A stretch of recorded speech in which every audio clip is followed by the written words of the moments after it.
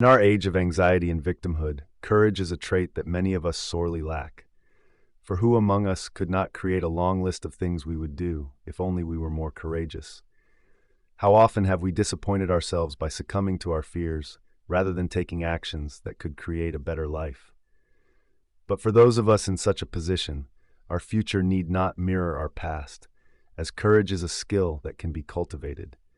And above all else, this skill emerges from the way we relate to our emotions. To act with courage requires that we stop looking at distressing emotions as barriers to action, and instead learn to proceed into life even in the presence of fear, anxiety, guilt, or shame. In this video, we are going to explore some tools and techniques that can help us form this type of relationship with the emotional side of our inner world. To begin, we need to outline the role that emotions play in human life and distinguish between adaptive and maladaptive emotions. For within this frame of understanding, it will become clear why the typical ways people relate to distressing emotions promote cowardice and why an alternative is needed. Emotions, wrote Michael Mahoney, serve critical roles in directing our attention, shaping our perceptions, organizing our memory, and motivating our active engagement with the learning that life relentlessly requires of us. There has been a persistent trend in the history of ideas, stretching all the way back to Plato, that characterizes emotions as the unruly and animalistic elements of human life. According to this perspective, our emotions disrupt our tranquility and impede our ability to think rationally. But this view is one-sided and overlooks the prospective role of emotions. When functioning properly, emotions help us adapt to our environment. They provide information about the good and bad in our lives and direct our attention at a speed that often surpasses that of our cognitive mind. While all emotions can provide us with information, it is often the most distressing emotions that carry the most important insights. Fear can alert us to a threat. Anxiety can signal that we are on the wrong path in life. Guilt and shame can indicate that our behavior is not in line with our moral compass. Or, as Leslie Greenberg explains in emotion-focused therapy, the normal function of emotion is to rapidly process complex situational information in order to provide feedback to the person about his or her reaction and to prepare the person to take effective action. In other words, our emotions are crucial, not just for our ability to survive, but to flourish. However, most of us struggle with what are called maladaptive emotions. Sometimes, emotions take on a life of their own, and instead of guiding us to constructive actions, they deceive us into behaving in ways that diminish our well-being. As Greenberg explains, these emotional responses no longer help the person cope constructively with the situations that elicit them.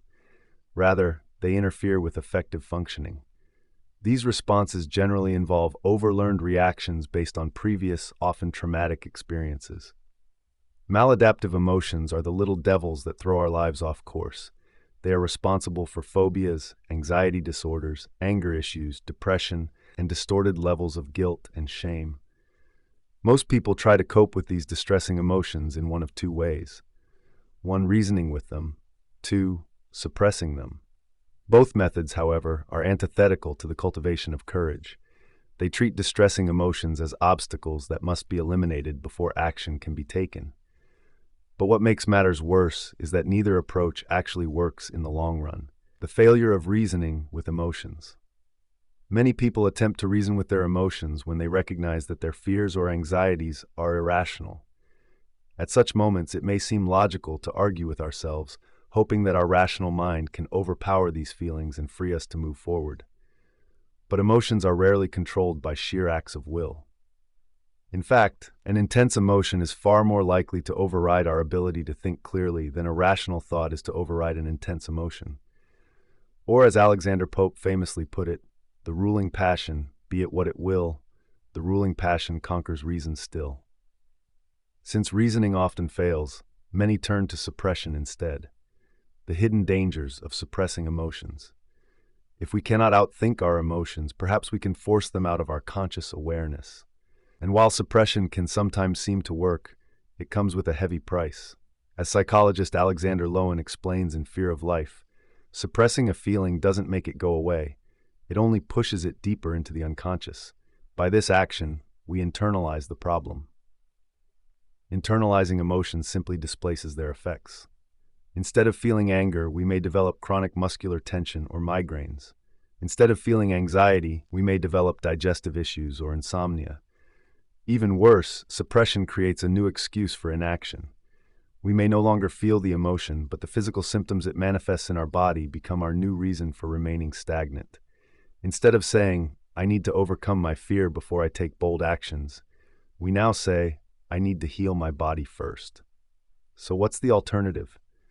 If reasoning with maladaptive emotions doesn't work, and suppression only distorts the problem, how should we relate to distressing emotions? One powerful tool is emotional labeling. Emotional labeling means noticing an emotion and, instead of arguing with it or suppressing it, simply accepting it and putting it into words. We tell ourselves, "I am feeling anxious. I am experiencing fear. I am feeling angry." This may seem trivial, but research shows that labeling an emotion decreases its intensity.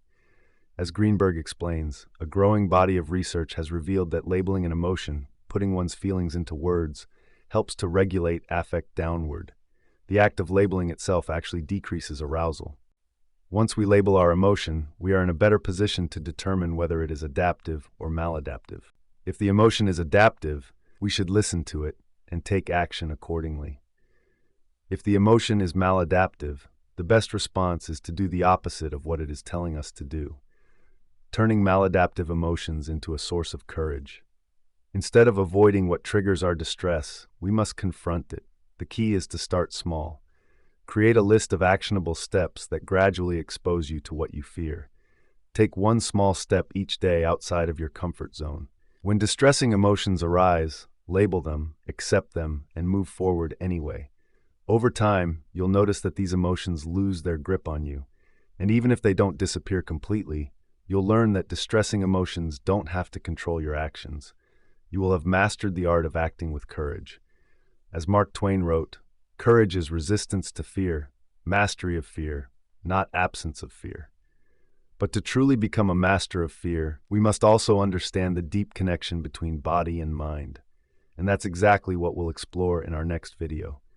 For as Carl Jung once wrote, the enigmatic oneness of the living organism has as its corollary the fact that bodily traits are not merely physical, nor mental traits merely psychic.